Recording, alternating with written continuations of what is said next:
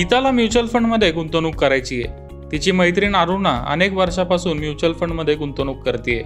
अरुणाला mutual फंड्समधून खूप चांगला return मिळालाय। मी फंडची निवड कशी करू, त्यासाठी कोणते निकष असायला पाहिजेत, असं गीता अरुणाला विचारते।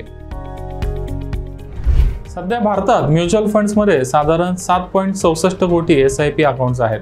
तसं बघितलं तर भारतातली म्युच्युअल फंड इंडस्ट्री 61 वर्ष जुनी आहे। मात्र म्युच्युअल फंड इंडस्ट्रीची वाढ खऱ्या अर्थाने 2019 नंतर चालू झाली। SIPने या इंडस्ट्रीमध्ये क्रांती घडवली। एम्फी, म्युच्युअल फंड कंपन्या आणि लाखो डिस्ट्रीब्युटर्सनी अनेक वर्ष प्रयत्न करून गुंतवणूकदारांना SIPचं महत्त्व पटवून दिलं। मार्केटमध्ये पडझड होत असेल आणि आपण गुंतवणूक चालू ठेवली तर सर्वाधिक फायदा होतो, हे कोविडच्या क्रॅशमध्ये लोकांच्या लक्षात आलं।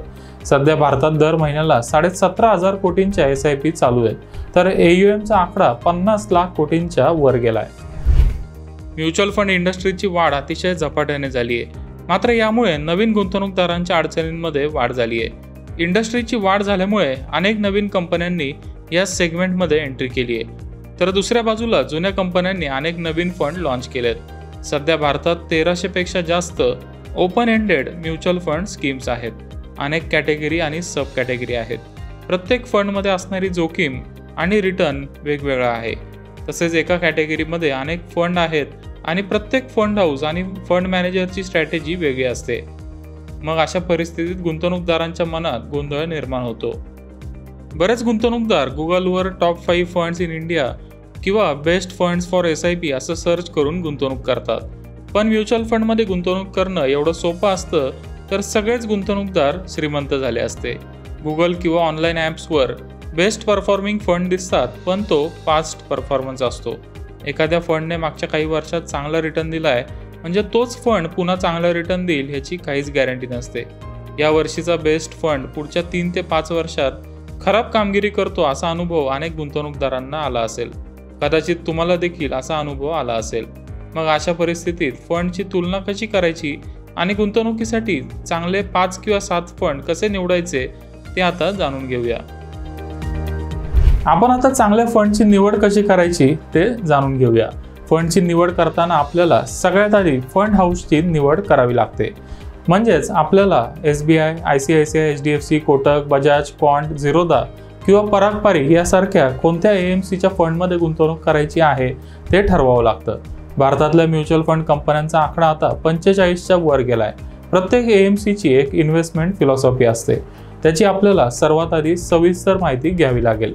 उदाहरणार्थ मोतीलाल ओसवाल यांनी QGLP नावाचं एक फ्रेमवर्क तयार केलंय, त्याच्या आधारे ते शेअर्सची निवड करतात।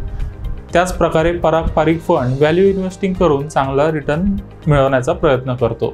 अशा पद्धतीने आपल्याला सगळ्यात आधी फंड हाऊसची निवड करावी लागेल।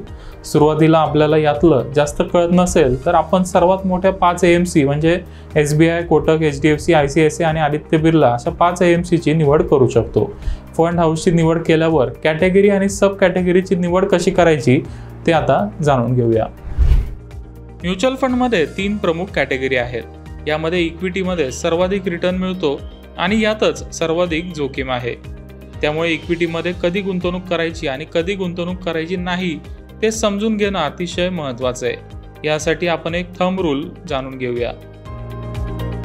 ज्या वेळेला शेअर मार्केट किंवा एखाद्या इंडेक्सचा 3 किंवा 5 वर्षाचा रिटर्न FD पेक्षा कमी असतो तेव्हा आपण त्यामध्ये SIP चालू करू शकतो।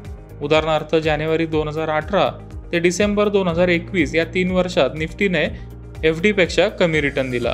मग ज्यांनी 2022 नंतर लार्ज कॅप फंडमध्ये SIP चालू केली त्यांना खूप चांगला रिटर्न मिळाला। त्याच प्रकारे 2015 ते 2019 दरम्यान स्मॉल कॅप इंडेक्सने 0% म्हणजेच FD पेक्षा कमी रिटर्न दिला। त्यानंतर 2019 पासून ज्यांनी स्मॉल कॅप फंड्समध्ये SIP चालू केली त्यांना 30 ते 35% CAGR रिटर्न मिळाला। ज्या वेळेला शेअर मार्केट किंवा इंडेक्सचा 3 किंवा 5 वर्षाचा रिटर्न FD पेक्षा कमी असतो तेव्हा त्या कॅटेगरीमध्ये गुंतवणूक करायची हे आपल्या लक्षात आलं। पण जेव्हा इंडेक्सचा रिटर्न FD पेक्षा जास्त असेल तेव्हा काय करायचं ते जाणून घेणं महत्त्वाचं आहे। अशा परिस्थितीत आपण हायब्रिड फंडमध्ये गुंतवणूक करू शकतो। जेव्हा इंडेक्सचा 3 किंवा 5 वर्षाचा रिटर्न 20% जास्त असेल तेव्हा मात्र आपण सावध राहण्याची गरज असते। अशा परिस्थितीत आपण डेट फंड्समध्ये SIP केल्यास आपली जोखीम कमी होईल आणि मोठं नुकसान होणार नाही.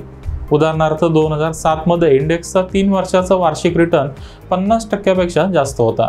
ज्यांनी आपला थंब रूल वापरून डेट फंडमध्ये गुंतवणूक केली त्यांना 2008च्या क्रॅशचा फटका बसला नाही. त्याच प्रकारे 2017 ते 19 मध्ये इंडेक्सचा रिटर्न FD पेक्षा जास्त पण 20%पेक्षाही कमी होता. मग अशा परिस्थितीत आपण हायब्रिड फंडमध्ये SIP करणं फायद्याचं आहे. ज्यांनी 2017 ते 19 दरम्यान हायब्रिड फंडमध्ये SIP केली त्यांना 2020च्या क्रॅशचा खूप फटका बसला नाही. अशा प्रकारे या स्ट्रॅटेजीचा वापर करून आपण फंडची निवड केली आणि लॉंग टर्मसाठी SIP करत राहिलो तर आपल्याला म्युच्युअल फंडमध्ये कधीच नुकसान होणार नाही. कमी जोखीम घेऊन आपल्याला खूप चांगला रिटर्न मिळवता येईल.